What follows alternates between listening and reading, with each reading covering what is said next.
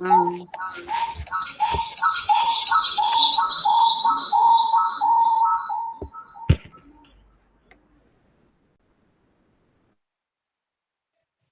तपनोडुपमंडल। हाँ, ताटंक युगलीभूत मतलब युगली मतलब वो दो होते तो युगल बोलते हैं। दो दो होते तो युगल बोलते हैं। ताटंक का मतलब वो खान को ईयर रिंग्स वो पहनाते हैं ना, उसको ताटंक बोलते हैं। तब वो पाम ट्री होते हैं ना, पाम ट्री मालूम है? हाँ जी मैम। वो पाम ट्री का लीव्स होते हैं ना, वो उसको ताटंक में लगा देते हैं। वो कान पे लगा देते हैं, इसलिए इसको ताटंका बोलते हैं। ताटंका टाटा मतलब वो पाम ट्री का लीव्स है, वो लगा देते, वो दोनों कान में ये लगा देते। ये दोनों कान कैसे होते? तपन उड़प मंडल, उड़प मंडल उसमें होते हैं। एक कान पे एक ईयर रिंग सूर्य मंडल का है, एक रिंग चंद्र मंडल का है। ऐसा वर्णन किया है। ऐसा ही इधर आ गया कनत कनक ताटंका, मतलब इधर भी ताटंका मतलब ईयर रिंग्स है। वो कैसे लगाए? कनत मतलब क्या है? सोने, गोल्ड। वो कनत कनक ताटंका, वो गोल्ड कैसे प्रकाशित होते हैं, सोने का प्रकाश कैसे होते हैं, वो ताटंक ऐसा प्रकाश है। मतलब वो सोने का ही है, प्योर शुद्ध सोने का ही है। वो इतना अच्छे से प्रकाशित है, वो उसको बोलते सुवर्ण कांति। वो ऐसा प्रकाशित हो रहे, इसलिए देवी देवी स्वर्ण कांति से खुद देवी स्वर्ण कांति से प्रकाशित होते। वो लाल वर्ण पे होते हैं, मगर वो लाल वर्ण में सुवर्ण का भी मिक्स हो जाते हैं। वो इसलिए माँ को बोलते हिरण्य वर्णाम, हिरणमयीम। हिरण मतलब गोल्ड है। वो हिरणमयीम हिरण्य वर्णाम ऐसा बोलते हैं ना। ये है। और इधर और एक अर्थ है, ताटंक मतलब दीर्घाक्षर को भी ताटंका बोलते हैं। दीर्घाक्षर मतलब आ दीर्घाक्षर है ना, वो ह्रस्वाक्षर, ओ दीर्घाक्षर, ऐसा ये दीर्घाक्षर है। वो वर्णमाला के प्रकार हम देखें तो ताटंक मतलब वो दीर्घाक्षर। वो दीर्घाक्षर क्या है? वो दीर्घाक्षर ओम, ईम, ह्रीम, श्रीम, ये सभी दीर्घाक्षर है ना। ये इसको हम बोलते हैं गुप्त प्रणवाक्षर। ओम प्रणवाक्षर है, इसमें ईम, ह्रीम, श्रीम, इसको बोलते हैं गुप्त प्रणवाक्षर। वो प्रणव में गुप्त मतलब वो अंतर्लीन होते हैं इसमें। वो प्रणव अंतर्लीन होते हैं, मतलब सभी बीजाक्षर मंत्र पे आते हैं, वो ताटंक है। मतलब वो दीर्घाक्षर में आ जाते हैं, इसलिए कनक कनक ताटंका। सभी बीजाक्षर सुवर्ण प्रकाश कैसे होते हैं, ऐसा होते हैं। वो सभी बीजाक्षर माँ का ही स्वरूप है, इसलिए कनक कनक ताटंका, ये अर्थ भी हम ले सकते हैं। मतलब वो सभी बीजाक्षर वो सुवर्ण का कांति से, वो सुवर्ण का कांति कैसे प्रकाशित होते हैं, ऐसा प्रकाशित होते हैं।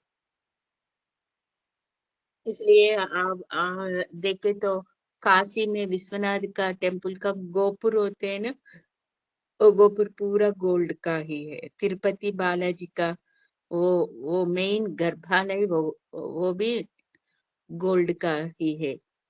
ऐसा ये तब गोल्ड, ये एक धातु है। ये गोल्ड लगाने से हमारे शरीर में भी इतना अंदर वो चक्र का शुद्धि हो जाते हैं, इसलिए हम ये लगा देते हैं। मतलब इतना गोल्ड पहनते हैं। अभी क्या हो गया, गोल्ड का रेट ज्यादा बढ़ गया, सभी नहीं पहन पा रहे, मगर वो गोल्ड पहनते तो वो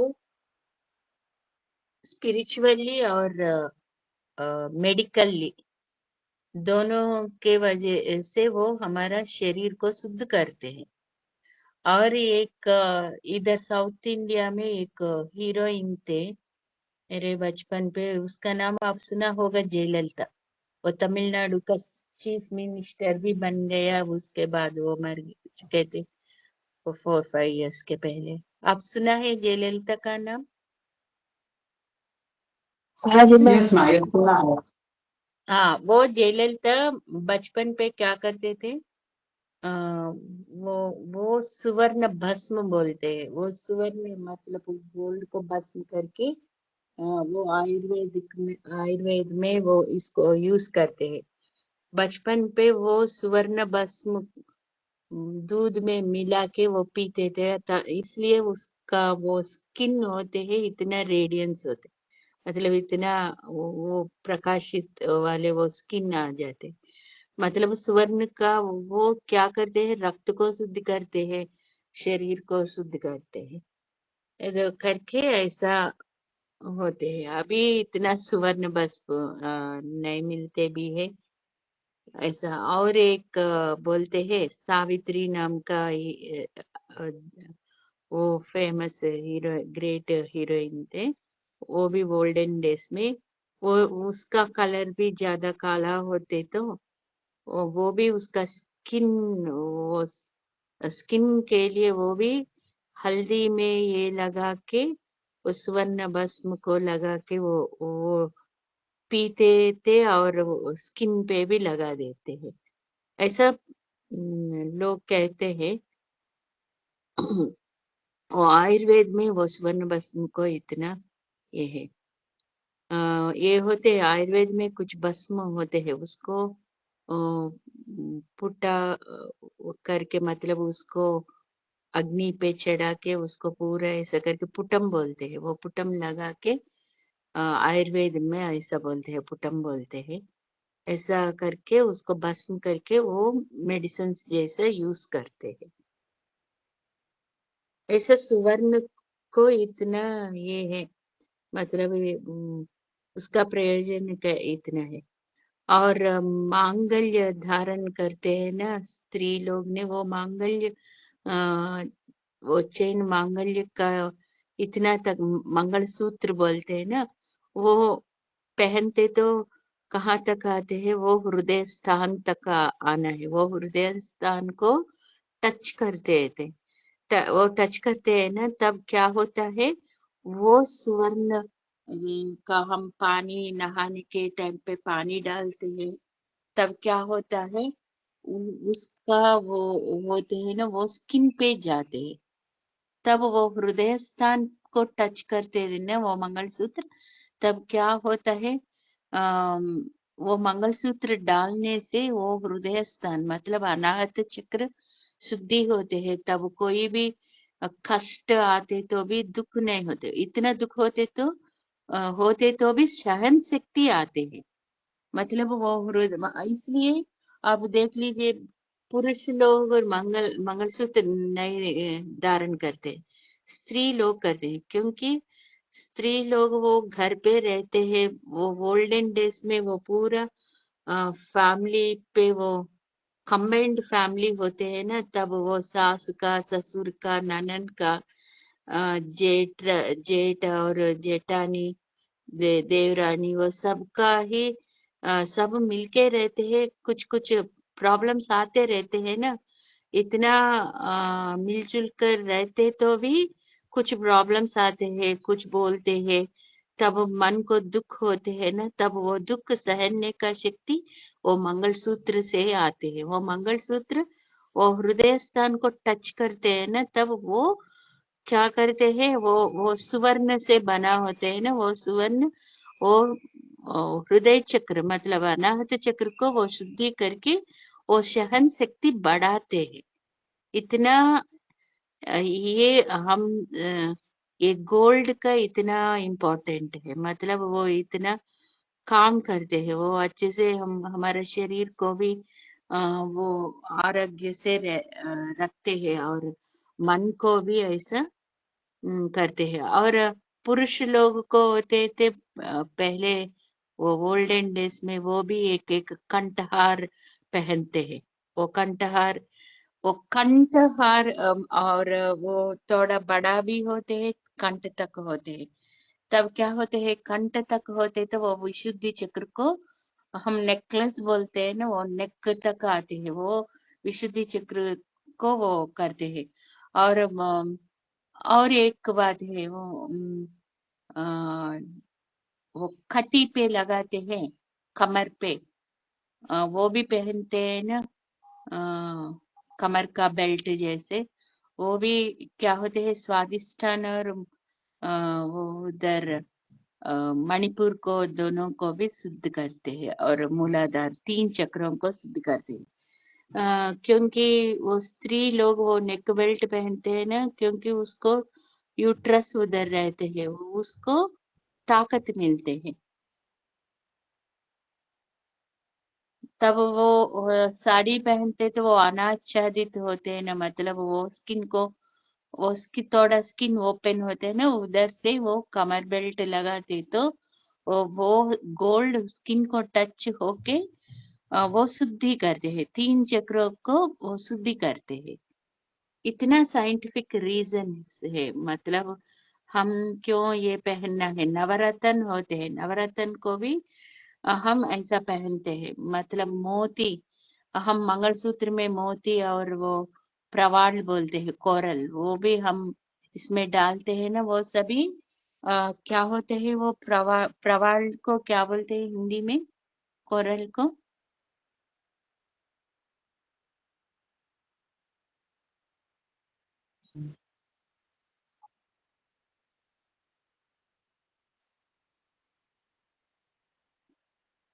और रेड कलर पे होते हैं, वो वो गौरी का स्वरूप है, वो कुछ का मंगल ग्रह का भी बोलते हैं इसको।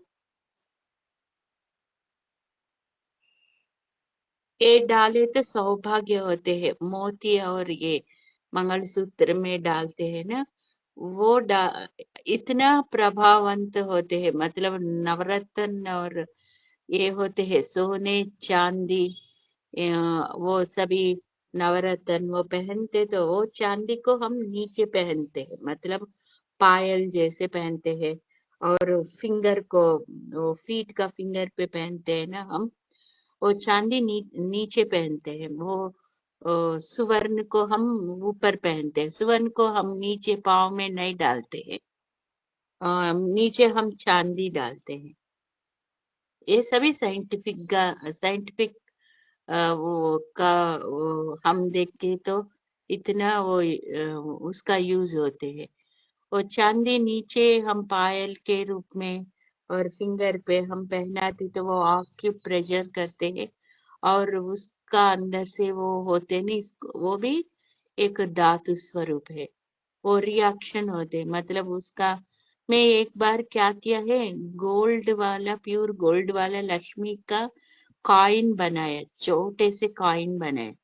वो मैं एक सोने के बाउल होते हैं ना, उसमें रख के उसमें मैं हल्दी डाल के रखे थे, मैं भूल गए। ज्यादा दिन के बाद मैं ये उठाती तो क्या हो गया, ये रूप उसमें आ गया, सोने का रूप होते ना, वो पूरा हो, ये चांदी का बाउल में पूरा हम कैसे प्रिंट करते हैं ना, ऐसे प्रिंट जैसे आ गए, अभी भी है।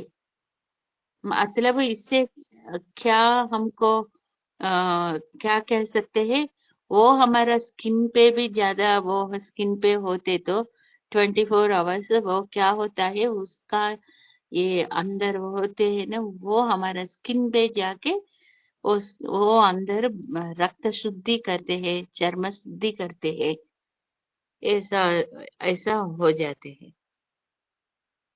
और ये भी बोलते हैं मोती का हार पहन के हम, वो मोती का हार पहन के नहाते तो भी अच्छे है, मतलब उसका अंदर का वो शक्ति होते है ना, वो सब हमारा शरीर पे जाते, ऐसा होते है। ये कनक कनक ताटंग का मतलब हम ये ऐसा हम अर्थ कह सकते हैं। उसका ताटंक, उसका ईयर रिंग्स वो स्वर्ण प्रकाशित है, ये भी एक अर्थ है। ताटंक का मतलब दीर्घाक्षर, ये भी एक अर्थ है। मतलब वो दीर्घाक्षर क्या है? वो बीजाक्षर है, वो सभी होते हैं। वो माइम, ऐम, वो भी दीर्घाक्षर है। ईम, क्रीम, श्रीम, ये सभी बीजाक्षर एक कनक कनक ताटंक मतलब स्वर्ण शोभा से प्रकाशित है। इतना वो शुद्ध स्वरूप है। सुवर्ण होते हैं, शुद्ध सुवर्ण, शुद्ध कनक बोलते हैं, शुद्ध हेम, ऐसा बोलते हैं ना। माँ का वो ध्यान श्लोक में आते हैं, हेमा भाम पीत वस्त्राम। हेमा का मतलब वो भी सुवर्ण है। मतलब माँ का स्वरूप वो लाल वर्ण पे वो सुवर्ण का मिक्स होके प्रकाशित होते हैं। उस वो पहनते हैं ना, उसका वस्त्र भी आ, कैसे होते? पीत मतलब वो येलो कलर पे होते, वो येलो भी गोल्डन येलो है। हेमाभाम पीत वस्त्रम, वो ध्यान श्लोक में आते हैं ना, वो भी गोल्डन येलो जैसे वो प्रकाशित है उसका वस्त्र। ये ऐसा हम आ, ये कह सकते हैं।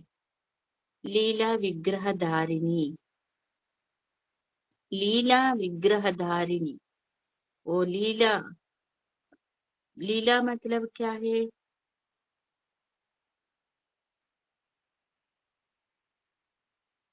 इसको बोलते हैं अनायासेन कृतम, वो उसको बोलते हैं लीला।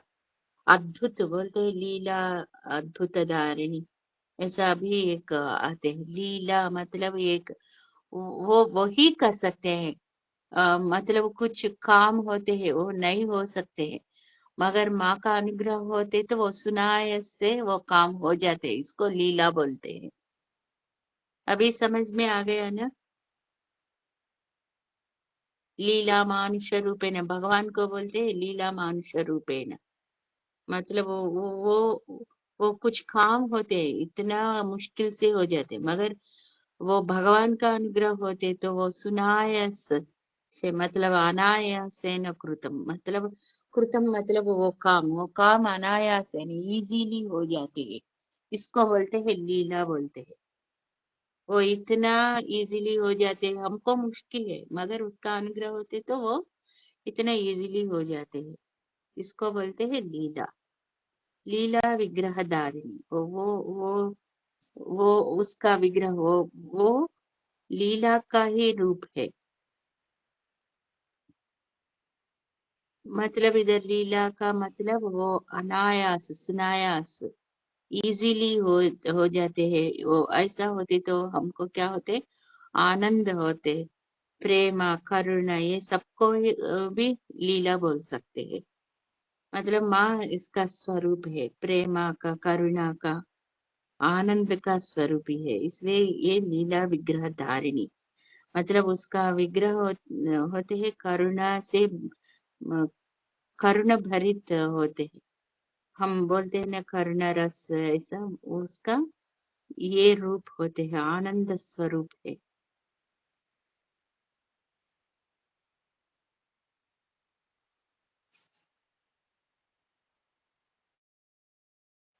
1 मिनट, दूध वाले आ गए।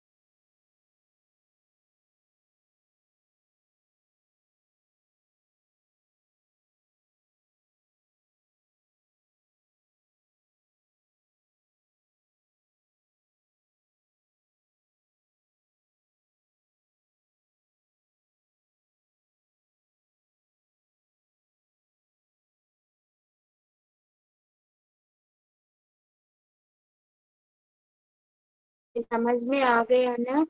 और एक है, हम पंचकृत्य होते हैं वो क्या है पंचकृत्य?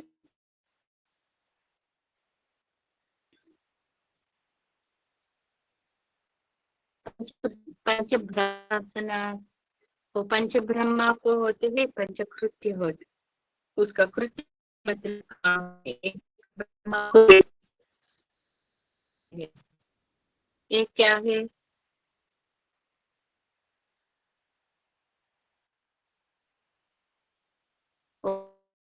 परायण एक नाम भी है।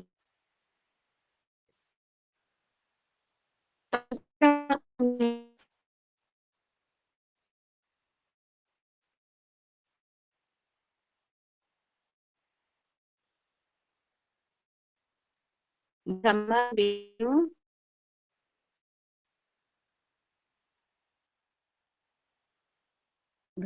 विष्णु रुद्र మేడం మీ వాయిస్ బ్రేక్ అవుతుంది. ब्रह्म ब्रह्म विष्णु रुद्र सरा। अभी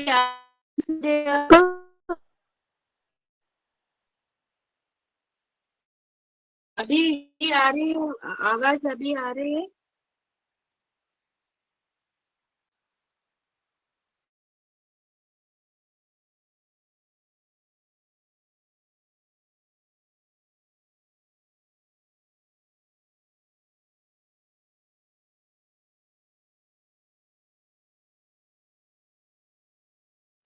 अभी आवाज आ रही है? ఇప్పుడు ఓకే, పర్లేదు. वो पंच लीला विग्रहधारिणी मतलब हमको वो पंच ब्रह्म होते हैं ना, वो पंच ब्रह्म को पंचकृत्य होते हैं। वो पंचकृत्य क्या है?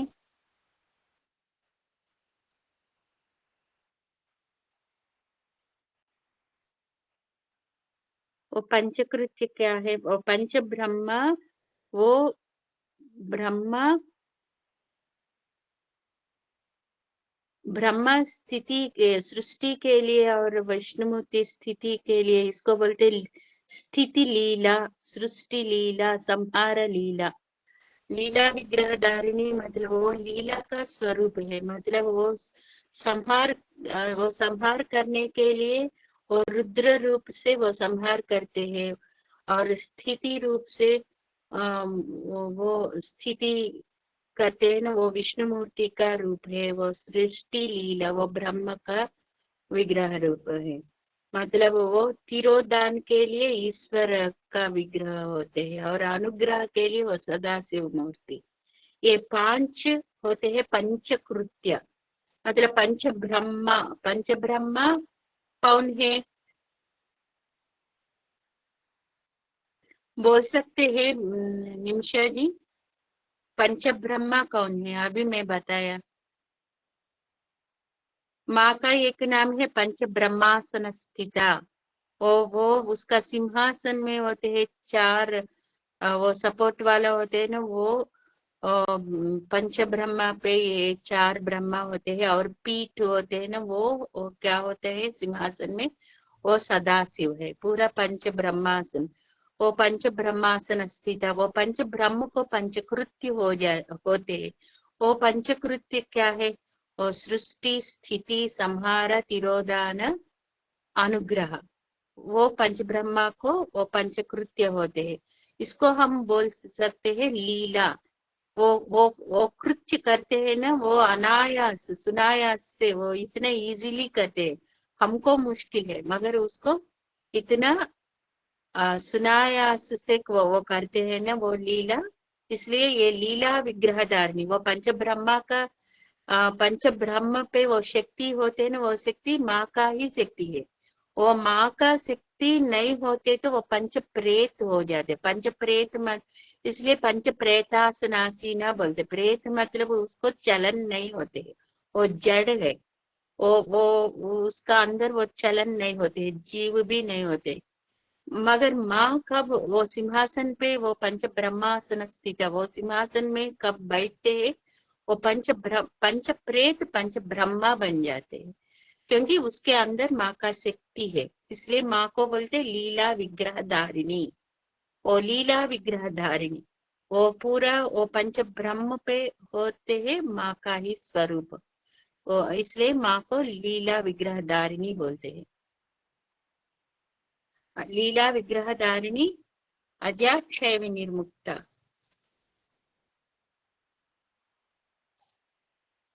और ये भी है माँ, माँ का वो अजा, अजा मतलब जा मतलब जन्म, अजा मतलब उसका जन्म नहीं है, वो खुद ही ऐसा आ जाते हैं। इसलिए माँ को बोलते हैं अनादि बोलते हैं। मतलब वो कब आ गया, वो कब तक रहते किसी को भी मालूम नहीं। मतलब वो उसका अंत नहीं है, वो अनंत स्वरूपी है। अजा मतलब उसको वो जन्म नहीं है, मतलब उसका वो जनन है मरण है। इसलिए शिव का स्वरूप को भी बोलते हैं ना, वो आदि अनादि, ये दोनों का रूप है। मतलब वो उसका आदि भी नहीं है, वो अनादि है। इसको ही बोलते हैं अजा। अजा मतलब उसका जन्म नहीं है, इसको अजा बोलते हैं। इसलिए उपनिषद में होते हैं अजो नित्य शाश्वतोयम पुराण।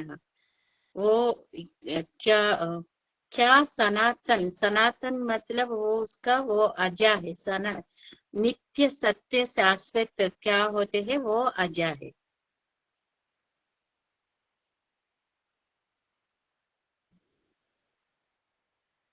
अजा क्षय विनिर्मुक्ता। क्षय विनिर्मुक्त, क्षय मतलब क्षीणित, और क्षीणित होते हैं ना उसको क्षय बोलते हैं। एक डिसीज भी होते हैं ना, हमको टीबी बोलते हैं उसको। वो हम हमारा वो भाषा में बोलते हैं क्षया बोलते हैं। मतलब वो डिसीज आते तो वो पूरा शरीर क्षीणित हो जाते हैं। कौन सा पार्ट में ये, लंग्स में आते तो लंग्स क्षीणित होते, मतलब क्षय हो जाते हैं। और स्पाइनल कॉर्ड पे होते तो वो डिसीज उधर वो क्षय होते हैं, वो पार्ट।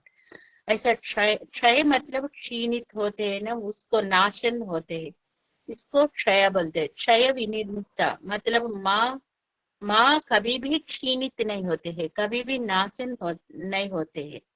इसलिए इसको क्षय विनिर्मुक्त, आजा क्षय विनिर्मुक्त। आजा मतलब उसका जन्म नहीं है। जन्म कब होते हैं, कब मरण होते हैं, कब फिर जन्म होते हैं। इसलिए हम बोलते हैं मृत। मृत मतलब मरण।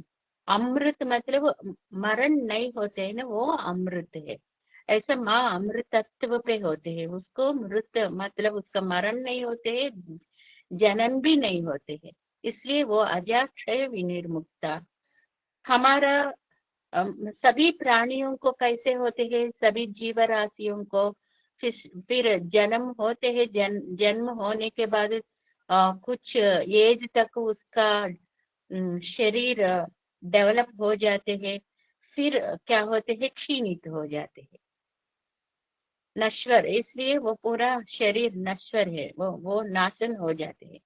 मगर भगवान का स्वरूप को होते हैं भगवान, और पुरुष रूप से भगवान है, स्त्री रूप से भगवती है।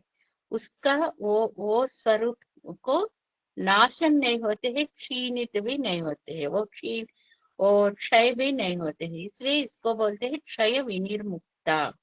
मुग्धा, मुग्धा क्षिप्र प्रसादिनी। मुग्धा मतलब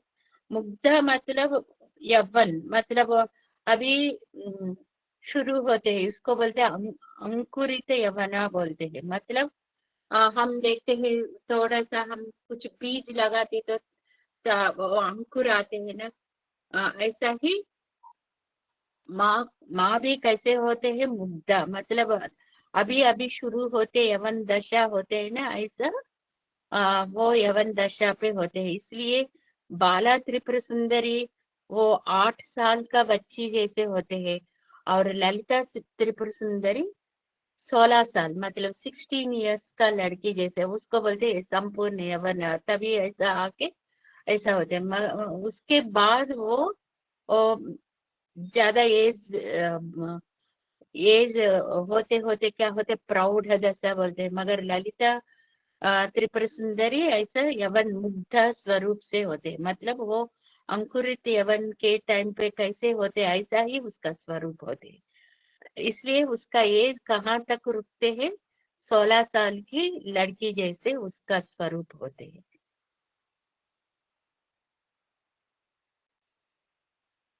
वो माँ वो मुग्ध, इसलिए वो माँ 16 वर्ष से होते हैं, इसलिए वो मंत्र भी होते हैं ना, बाला त्रिपुर सुंदरी का मंत्र होते हैं और ललिता त्रिपुर सुंदरी का पंचदशी मंत्र होते हैं। उसके बाद आते हैं षोडशी, क्योंकि षोडशी है संपूर्ण मंत्र है, इसको ही बोलते हैं राजराजेश्वरी भी बोलते हैं। वो क्या है, वो षोडशी, क्योंकि वो 16 वर्ष प्राय है और 16 वर्ष पे होते हैं ना, इसलिए उसका मंत्र भी षोडशी, वो षोडशी परिपूर्ण मंत्र है वो, इसलिए वो श्री विद्या पे ये मंत्र को इतना इम्पोर्टेंट है।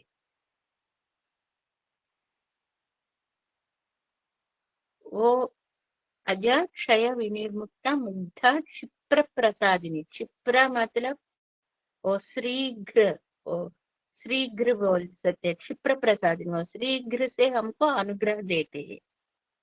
वो अनुग्रह ही हमारा प्रसाद, मतलब ऐसा वो हमको वो मिलते हैं, प्रसाद जैसे मिलते हैं। और क्षिप्र प्रसादिनी मतलब वो तुरंत हमको अनुग्रह देते हैं, उसको हम आराधना, इसलिए श्री विद्या का आराधना करते तो क्या होता है, हमको भौतिक संपदा भी मिलते हैं और आध्यात्मिक संपदा भी मिलते हैं, वो शीघ्र अनुग्रह देते हैं, इसलिए मुग्धा क्षिप्र प्रसादिनी उसका रूप से वो ऐसा हमको अनुग्रह देते हैं।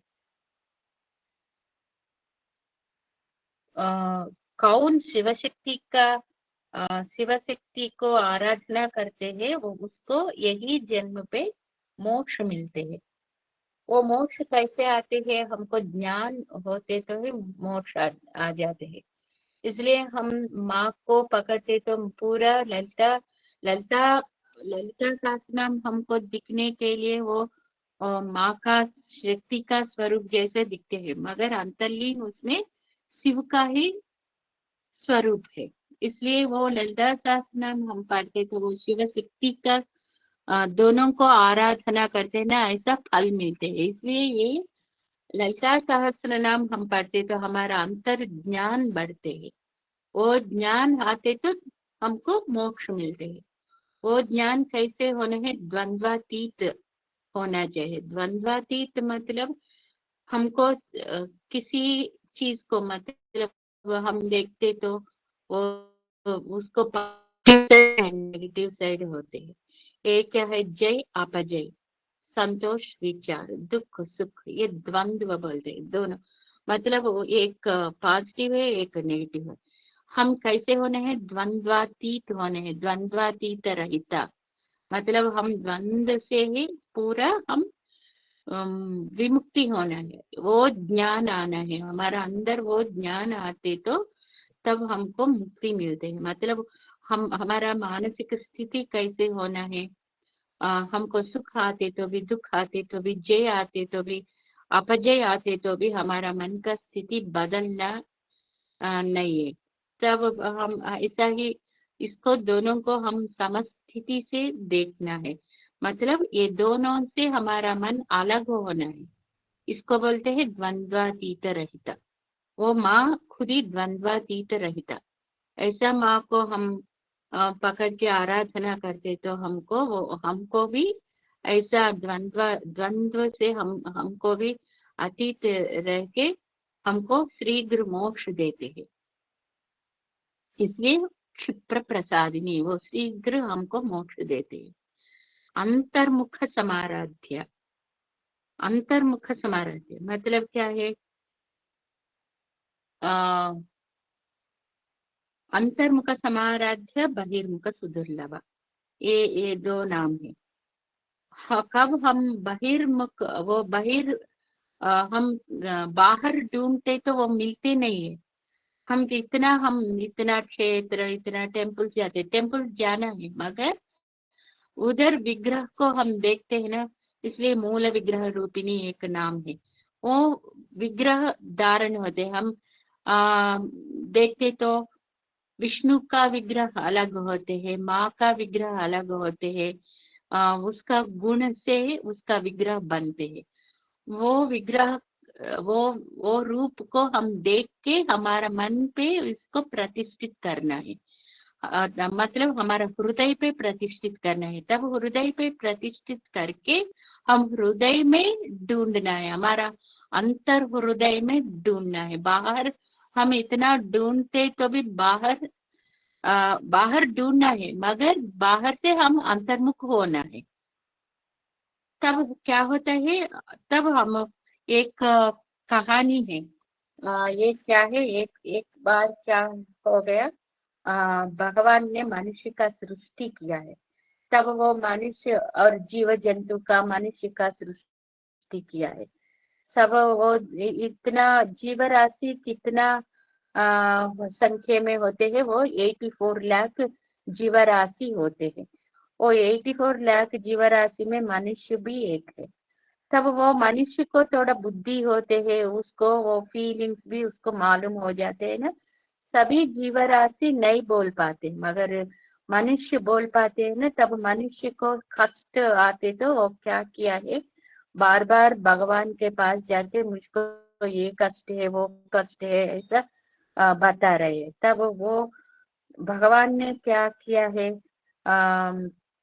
देवी देवताओं को पूछे, मतलब वो सभी मिलके और सब सब वो इकट्ठा होके वो कोई में चुप होते तो तब वो मनुष्य नहीं आते हैं, तब वो बार बार उसके पास नहीं आ पाते। और तब वो भगवान, वो तब कुछ देवताएं बोले हैं, समुद्र पे रहना है, समुद्र के अंदर रहना है, आकाश में रहना है, ऐसा पूछे है। तब सूर्य ने, आदित्य ने बोला है ऐसा नहीं है, मनुष्य आ जाते हैं, उधर तक भी आ जाते हैं, इसलिए आप मनुष्य का अंदर हृदय में रह लीजिए। तब वो ढूंढ नहीं पाते हैं। तब तब से भगवान हमारा अंदर रह रहे हैं, इसलिए हम बाहर हम ढूंढते हैं, मगर हमारा अंदर हम नहीं ढूंढते। इसलिए हम बाहर का पूजा करते हैं, बाहर का वो सभी कर रहे हैं, मगर हम हमारा अंदर नहीं जा पाते। बाहर का पूजा करना है, तब तक वो फर्स्ट स्टेप है। हम डायरेक्टली ऐसा नहीं जा सकते हैं। फर्स्ट हम बाहर का पूजा, विग्रह आराधना करके, मतलब वो विग्रह को हम देख के, ललिता माँ का विग्रह होते हैं, ललिता माँ को देखे तो क्या होते हैं, एक हाथ में पाश, एक हाथ में अंकुश, एक हाथ में इक्षु, मतलब वो शुगर केन को वो बॉल जैसा बना के उसका हाथ में होते हैं ना, ऐसा वो पकड़ते हैं। क्योंकि वो पाश हस्ता, वो एक हस्त में अंकुश होते हैं, वो अंकुश से क्या करते हैं, वो इंद्रिय को वो दबाते हैं, मतलब वो इंद्रिय को निग्रह करते हैं। एक पाश से राग को वो बांध लेते हैं, इसलिए वो पाश और अंकुश उसके पास होते हैं। वो अंकुश से हमारा अंदर अहंकार होते हैं। वो अहंकार कैसे आते हैं, हमको इंद्रिय के वजह से आते हैं, इसलिए वो इंद्रिय को वो अंकुश से वो दबाते हैं। वो अंकुश एलिफेंट होते हैं ना, उसके पास होते हैं, उसको कंट्रोल करने वाले पर्सन, उसके पास एक छोटा सा अंकुश होते हैं।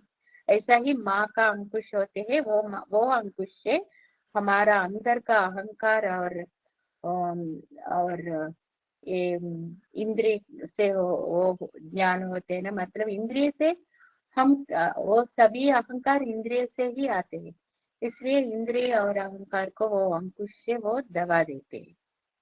ऐसा ऐसा ये सांकेतिक रूप में ये विग्रह बना देते हैं। इसलिए हम विग्रह देख के हम ये समझना है, उसका गुण उसका गुणगण होते हैं ना, वो विग्रह रूप में हम देख सकते हैं। इसलिए विग्रह को हम बाहर देख के इसको हमारा मन पे प्रतिष्ठित करना है, हमारा हृदय में प्रतिष्ठित करना है, तब हमारा हृदय में हम देख सकते हैं। यही अंतर्मुख समाराध्य, वो अंतर्मुख में ही हमको मिलते हैं। बहिर्मुख में वो सुदुर्लभ है, वो बहिर्मुख से हमको नहीं मिलते। मतलब हम बहिर्मुख से देखना है, मगर वो बहिर्मुख में देख के हम अंतर्मुख हो जाना है। कैसे है, हम किसी टेम्पल पे जाते तो वो गर्भालय में जाते तो वो गर्भालय में वो मूल विग्रह होते हैं ना, वो मूल विग्रह को हम देख के बाहर आंख से देख के, तब हम आंख बंद करके वो रूप को हम हमारा हृदय में देखना है।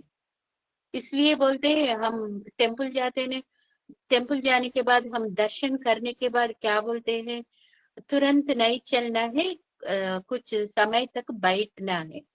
क्यों?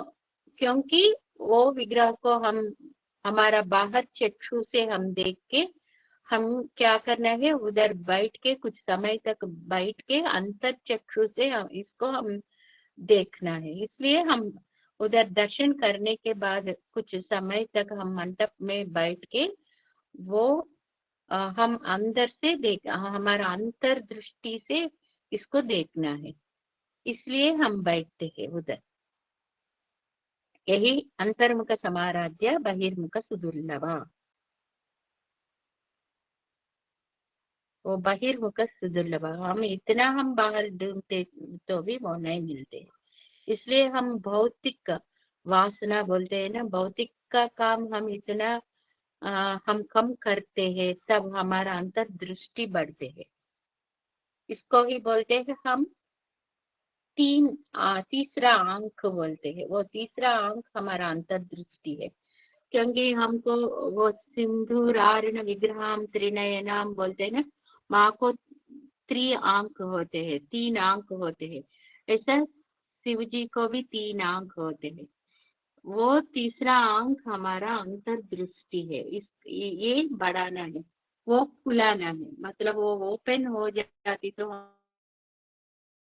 वो तीसरा आंख, वो उसको बोलते हैं अंतर चक्षु बोलते हैं। वो सबका अंदर होते हैं, सभी का अंदर होते हैं। इसलिए आप देख लेते तो वो सभी देवी देवताओं का विग्रह कैसे होते हैं, मानवाकृति से ही होते हैं। क्योंकि वो मानवाकृति मतलब मानव को होते हैं स्पाइनल कार्ड, वो मेरुदंड कैसे होते हैं, पूरा स्ट्राइटली होते हैं। मतलब पृथ्वी से लेके वो ऊपर हो जाते हैं, मतलब ऊर्ध्व को देखते हैं। मगर सभी जीव जंतु होते, जंतु का क्या कैसे होते हैं, वो पृथ्वी से वो वर्टिकल जैसे ऐसा होते हैं। मगर मनुष्य का होते हैं ये पूरा ऊर्ध्व को देखते हैं, और नीचे से ऊर्ध्व को देखते हैं। इसलिए इसमें होते हैं ये ऐसा होते तो वो आकृति, वो मेरुदंड का आकृति ऐसा होते, वो मेरुदंड पे चक्र होते हैं, वो ऊर्ध्व तक जाते हैं। इसलिए ऐसा जाते तो वो सी चक्र का मेरु जैसे होते हैं। वो हमारा अंदर का वो मेरु, इसलिए इसको मेरुदंडा बोलते हैं। मेरुदंडा तो वो मेरु, वो हम देखते हैं ना श्री चक्र का मेरु, ऐसा ही हमारा अंदर का ये स्पाइनल कॉर्ड ऐसा होते हैं। इसलिए इसको मेरुदंडा बोलते हैं। ये वो नीचे से ऊपर तक होते हैं पूरा, वो श्री चक्र का ही रूप है। वो श्री चक्र में क्या होते हैं, मैं बताया एक बार, ज्यादा बार बता है। श्री चक्र में 3 मंडल होते हैं। ये 3 मंडल क्या है, वाहिनी मंडल, वाहिनी मंडल मतलब अग्निमंडल, अग्निमंडल और सूर्यमंडल और चंद्रमंडल। ऐसा ही हमारा अंदर भी, हमारा स्पाइनल कॉर्ड पे वो सप्त चक्र होते हैं ना, वो सप्त चक्र में भी नीचे मूलाधार और स्वादिष्ठान होते हैं, वो वाहिनी मंडल है। उसके बाद आते हैं वो सूर्य मंडल, वो मणिपुर और अनाहत तक और विशुद्धि से लेके सहस्रार तक वो होते हैं चंद्रमंडल। और विशुद्धि नहीं, वो आज्ञा से लेके आज्ञा और शास्त्रार्थ और चंद्रमंडल होते हैं, ये ऐसा स्वरूप होते हैं। तभी हम अंतर्दृष्टि से हम ये देख सकते हैं। इसलिए अंतर्मुख समाराध्य बहिर्मुख दुर्लभ। आज इतना तक है, कल त्रयी त्रिवर्ग निर्णय से हम कर सकते हैं। इसलिए ये हम इतना माँ को पकड़ते हैं, तब हमारा अंतर्दृष्टि बढ़ते है। वो कैसे करना है? आत्मार्पण करना है। मतलब हम हमारा आत्म को संपूर्ण सर्वस्व शरणागति करके हम माँ का चरण पे रखते, तो तब हमारा अंतर्दृष्टि बढ़ते है। यही अंतर्मुख समाराध्य बहिर्मुख सुदुर्लभ।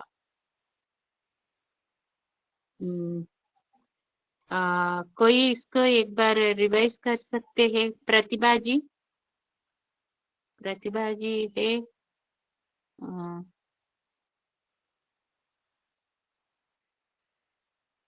थोड़ा सा आज मैं थोड़ा सा बिजी हूँ मैम, इसलिए आज मैं नहीं कर।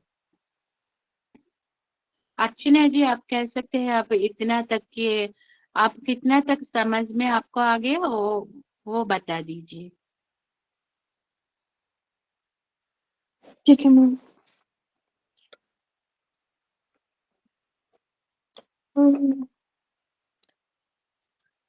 कनक ताटंक लीला कनक ताटंक लीला विग्रह धारिणी। आपने बताया कि जैसे अपने को ताटंक मतलब कि जो माँ के इयरिंग्स हैं, तो वो सूरज और चंद्रमा के तरह, सूरज और चंद्रमा है, तो वो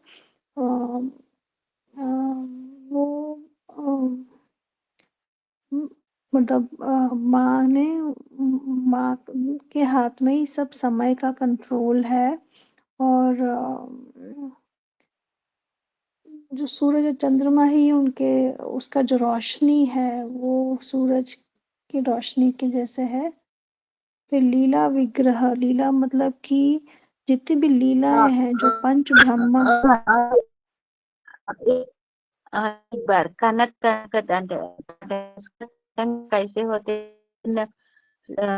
कैसे प्रकाशित होते, स्वर्ण है, गोल्ड है, कैसे प्रकाशित होते, ऐसा ही उसका ताटंक कैसा प्रकाशित होते हैं। और ताटंक मतलब और एक अर्थ है दीर्घ, वर्णमाला में आते हैं दीर्घाक्षर। वो दीर्घाक्षर कैसे होते हैं? हाँ अच्छा, वो आपने बताया था दीर्घ अक्षर भी है जैसे वो सभी माँ का ही स्वर्ग है। वो सुवर्ण प्रकाश इतना शुद्ध होते हैं, ऐसा वो विद्याक्षर का ही प्रकाश ऐसा होते हैं। फिर मैडम आपकी आवाज क्लियर नहीं आ रही है। उसके बाद आप बताइए। फिर वो आपने बताया कि पंच ब्रह्मा, मतलब कि अगर जो माँ की लीला की वजह से ही वो पंच ब्रह्मा है, बिना माँ के चेतना के बिना वो पंच प्रेता है। और सब कुछ माँ के लीला की वजह से ही पॉसिबल है। फिर अजाशय मीन्स कुछ भी क्षय होना मीन्स फिनिश होना, कुछ भी जो नष्ट होना। क्षय मतलब नष्ट होना। तो माँ का जो स्वरूप है वो ना तो नष्ट हो सकता है और ना ही क्रिएट होगा, ना ही डिस्ट्रॉय होगा। फिर अंतर्मुख समाराध्य मीन्स हम माँ। अजा मतलब उसको जन्म नहीं होते हैं। अजा मतलब उसको जन्म नहीं होते हैं, वो अनादि है, उसका आदि नहीं है, वो अनादि है, सबसे वो कैसे है किसी को भी मालूम नहीं है। मतलब उसका जा मतलब जन्म, उसका जन्मा नहीं होते, वो जन्मा नहीं होते तो अजा बोलते हैं। फिर अंतर्मुखा मीन्स कि हम जब चैंटिंग करते हैं तो धीरे धीरे हमारे जो अंदर हमारा जो अंतर मीन्स हमारा जो इनर कॉन्शियस है वो और ज्यादा डेवलप होता है और हमारी कॉन्शियसनेस जो है वो हम और स्पिरिचुअली इंक्लाइंड होते हैं और ज्यादा स्पिरिचुअली ग्रो होते हैं। और बहिर्मुखा क्या था? सुदुर्लभ, बस बहिर्मुख से हाँ हम देखे तो वो सुदुर्लभ है, हमको वो दुर्लभ हो जाते हैं। हम कब हम अंदर से देखते हैं तभी हमको वो दिखते हैं, मगर बाहर इतना ढूंढते भी वो दुर्लभ होते नहीं हैं, हम नहीं मिलते देख हैं। पाते। हाँ जी, ठीक ठीक, हाँ जी, हम्म, ओके जी, हाँ। वो है शांति मंत्र। ॐ पूर्णमदः पूर्णमिदं पूर्णात् पूर्णमुदच्यते पूर्णस्य पूर्णमादाय पूर्णमेवावशिष्यते। ॐ शान्ति शान्ति शान्तिः। असतो मा सद्गमय तमसो मा ज्योतिर्गमय मृत्योर्मामृतङ्गमय। ॐ शान्ति शान्ति शान्तिः। समस्तलोकाः सुखिनो भवन्तु। समस्तलोकाः सुखिनो भवन्तु। समस्तलोकाः सुखिनो भवन्तु। ॐ शान्ति शान्ति शान्तिः। हरिः ओम्। श्रीमात्रे नमः। श्रीमात्रे हरि नमः। ओम, श्री मात्रे नमः। हरि ओम। श्री मात्रे नमः, all of you। श्रीमात्रे नमः। हरि ओम्।